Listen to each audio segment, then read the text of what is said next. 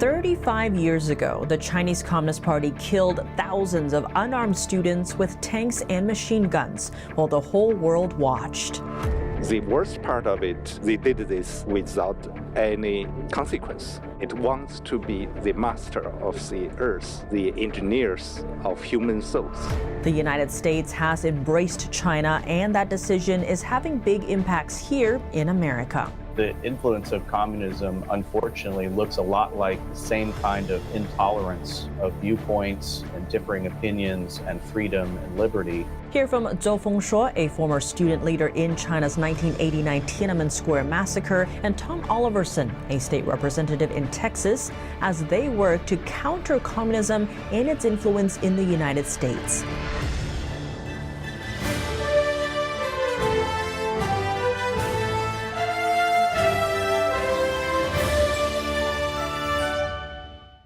Welcome to China in Focus. I'm Tiffany Meyer. A virus spread worldwide, killing millions, enabled by the lies of the Chinese Communist Party. Millions of American jobs lost because of the Chinese regime's technology theft. As Chinese companies buy up land near U.S. military bases, and Chinese hackers target U.S. water and power systems, threatening American safety and our way of life. All this leads to a question. What is the true nature of the Chinese Communist Party? Chinese people first discovered it 35 years ago when Chinese students protested in Tiananmen Square in Beijing, calling for freedom. And the People's Liberation Army unleashed weapons of war on unarmed people. 35 years later, have Americans learned the truth about the CCP? To find out, we welcomed two guests, a former student leader in China during the 1989 Tiananmen Square massacre who fought for freedom in China, and a member of Texas House of Representatives who's working on constructing a monument in Texas to honor victims of communism around the world. First, we turn to Zhou Fengshuo. In China, it's called the People's Liberation Army, right? It sounds like it's for the people, but during Tiananmen, the tanks were turned against the students who were trying to stand up for democracy, and you were there. Can you tell us about that? Yeah, this was a moment the so-called PLA revealed its true color. It serves only the families, the ruling families of CCP regime. Deng Xiaoping, it doesn't follow people's will. It was used against people's will. Millions of people demonstrated for a free and democratic China. And the troops, with tanks and machine guns, were deployed to kill people. And they did kill thousands of people while the world was watching. And the worst part of it, they did this without any consequence. And the United States choose to embrace such a regime, allowing it to thrive today. That's why it's becoming such an existential threat to the United States and the democratic countries now. On that note, what is the fundamental goal of the Chinese regime? Because it seems in the U.S. there's kind of this misunderstanding maybe. It's like we do all these different word games. We're like, oh, we don't want to decouple, we want to de-risk, we want to trade. You're seeing that. But what is the fundamental nature of the Chinese Communist Party? Chinese Communist Party never had its global ambition. It wants to be the master of the earth, the engineers of human souls. That's what they have been doing in Beijing, in Tibet, in Xinjiang, and now in Hong Kong. We should know that. And if we are not acting fast enough, it will happen to Taiwan. And next, it will be here. China without democracy can only be a threat to the world.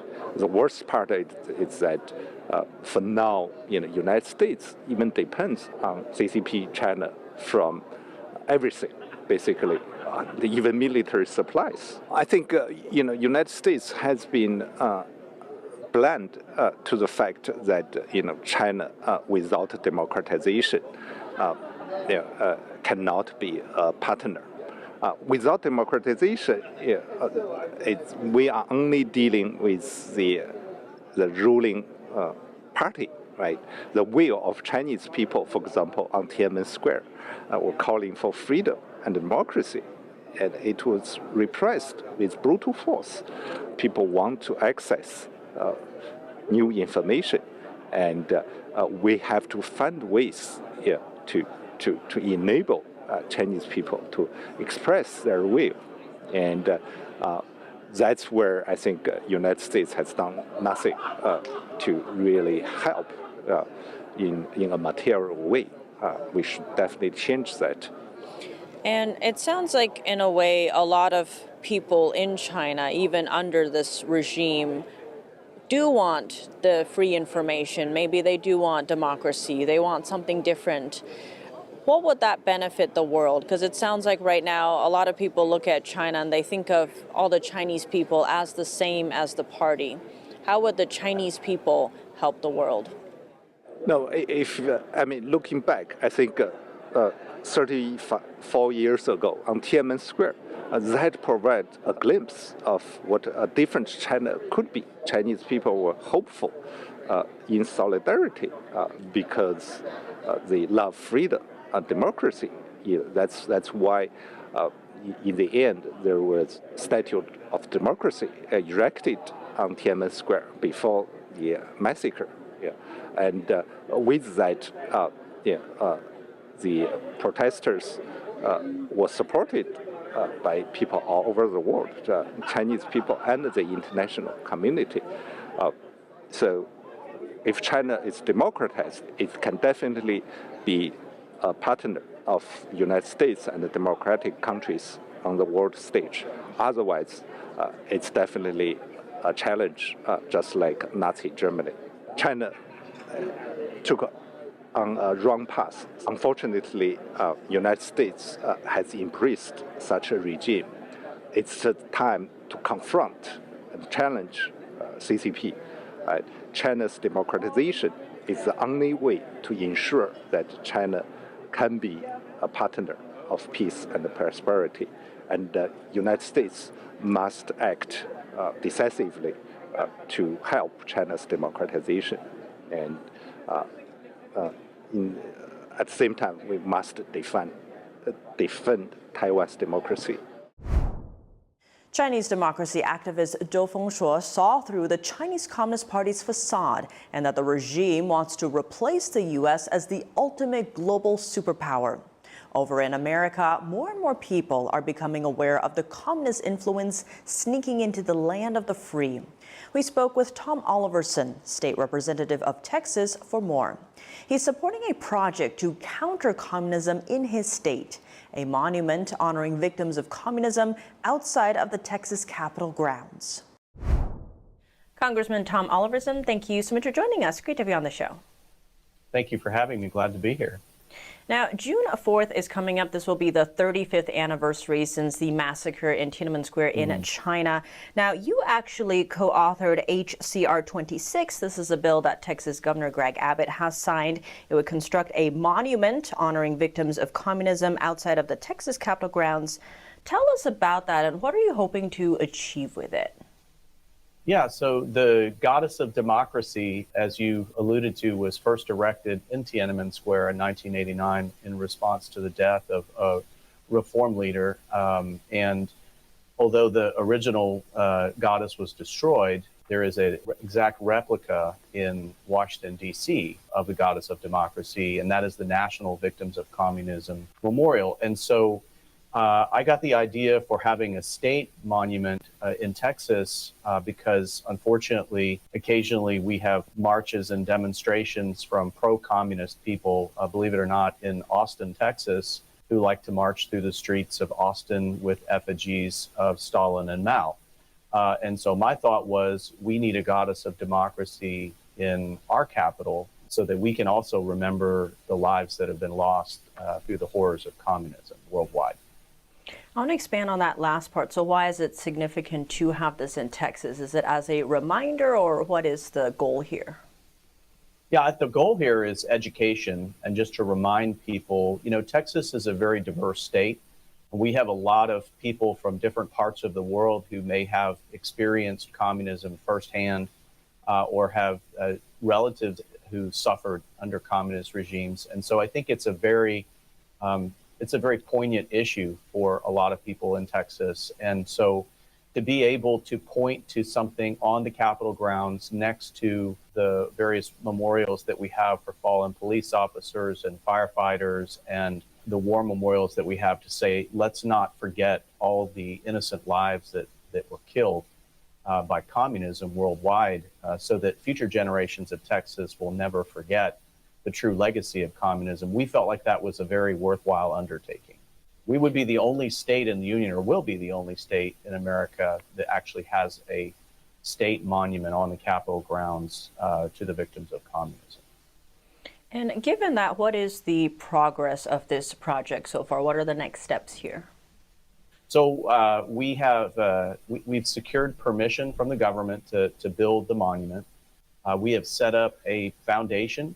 Right now, you can actually find out more about it at the website is txvocmonument.org. And what we're doing right now is we're in the process of raising money. We have gotten permission and agreement from the sculptor of the original monument in DC that they would be very willing to sculpt us an exact replica. So we're in a fundraising mode right now where we're looking for people to support the monument. We're also looking for people who would like to join us in this project and maybe come alongside and volunteer and help us bring this to life so that we have this on our Capitol grounds. And Congressman, you mentioned earlier how many people in Texas actually escaped communism or survived under it. What does communism or the influence of it look like in the U.S.? I mean, I think that the influence of communism, unfortunately, looks a lot like the same kind of intolerance of viewpoints and differing opinions and freedom and liberty that you currently see in places like the People's Republic of China, North Korea, Cuba, Venezuela, but historically have seen, throughout the world where people who practice faith or who have a religious background are persecuted and incarcerated and sometimes even executed.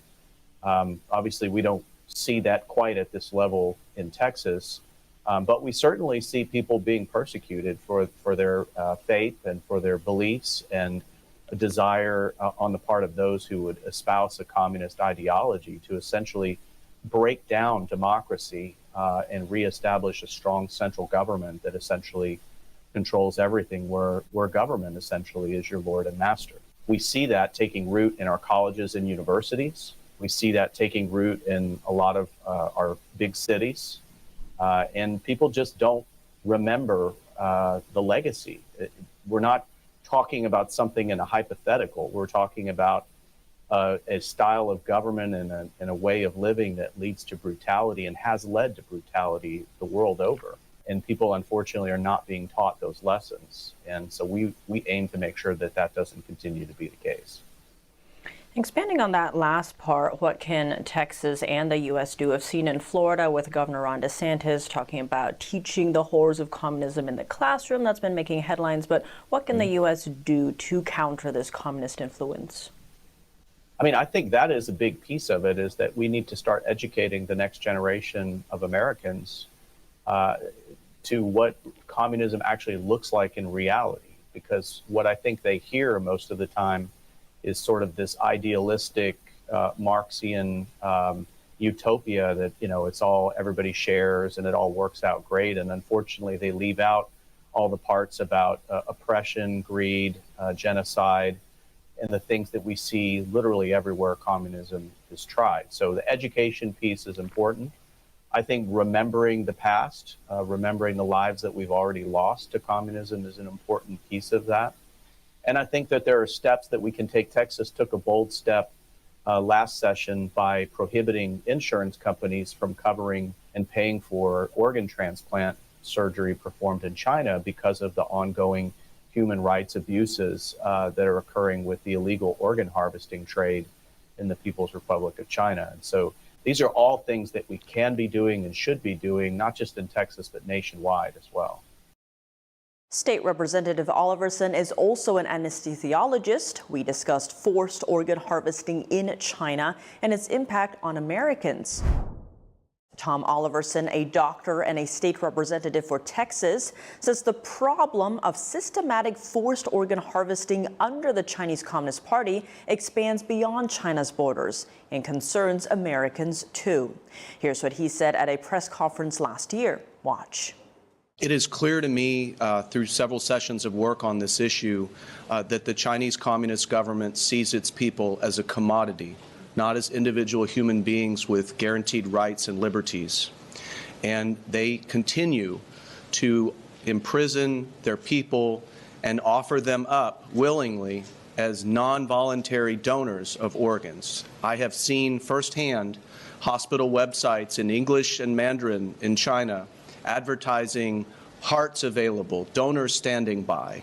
And members, friends, you know that nobody can survive a transplant like that. These people are being sacrificed for financial gain by a government that doesn't believe that they are actually human beings.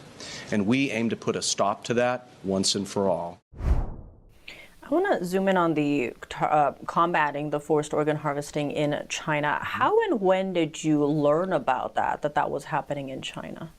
So that came to my attention in 2019 when members of the Southern USA Falun Dafa Association approached me and shared with me eyewitness testimony. They showed me websites at Chinese hospitals where in Mandarin and English was being advertised, you know, get your heart transplant here, donor standing by, which horrified me as a physician because I know very well that you can't donate your heart unless you're willing to give up your life. So to be standing by to give up your heart means that you're an involuntary donor. It's not your choice. And so, you know, this is deeply troubling to me. And so at that point, I started investigating it more, and we began working legislatively to turn the tide and really open people's eyes in Texas as to what was going on over there with organ harvesting. I want to zoom in on that. So that means that these people are basically being killed. Is that right? They're being executed. And we heard not just from Falun Gong practitioners, but also from Christians as well as the Uyghur community, the Muslim community in China, that they would be sent to these detention camps.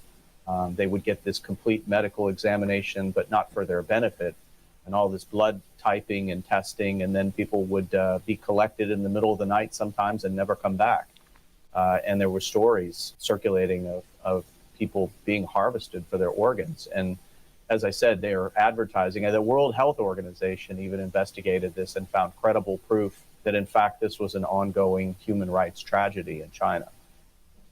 On that note, Congressman, what was the goal of the bill that was related to forced organ harvesting last year? What has it achieved since then?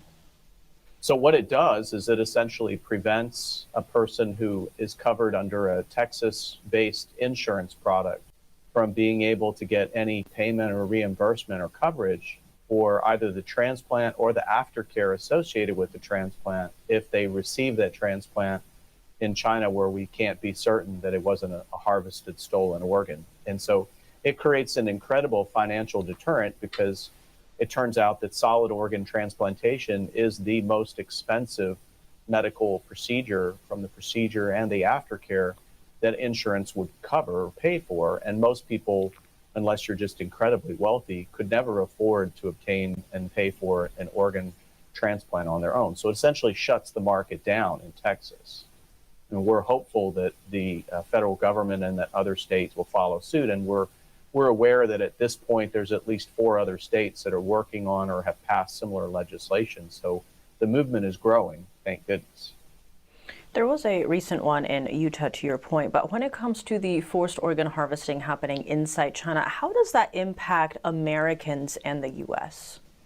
I think it primarily would impact, I think, anyone that would go over there and benefit from it. But again, I think also it impacts Americans because in my conversations on this issue, I learned that there are a lot of American citizens and lawful permanent residents who have family members or friends who are still incarcerated in one of these camps, or they haven't heard from them in a while. And so I think it's not just that we need to prevent Americans from benefiting from this, but also I think we have a lot of Americans, a lot of citizens that have family members who unfortunately are victims in this. And so those are some things where it would be, directly impacting Americans. And Congressman, with all the different areas covered today, any final thoughts you'd like to share? Yeah, we sure appreciate you giving us the opportunity to get the word out about the Texas Victims of Communism Memorial. We look forward to seeing that erected, and we look forward to partnering with any of your viewers that might be interested in this. Again, the website is txvocmonument.org. Congressman Tom Oliverson, thank you so much for your time. Thank you so much. I appreciate your time as well. That was Tom Oliverson, a member of the Texas House of Representatives, and周锋锁, a former student leader during China's 1989 student protests, both of them working to counter communist influence in the United States. Thank you for joining us for this special report, and please join us for China in Focus right here on NTD News. See you soon.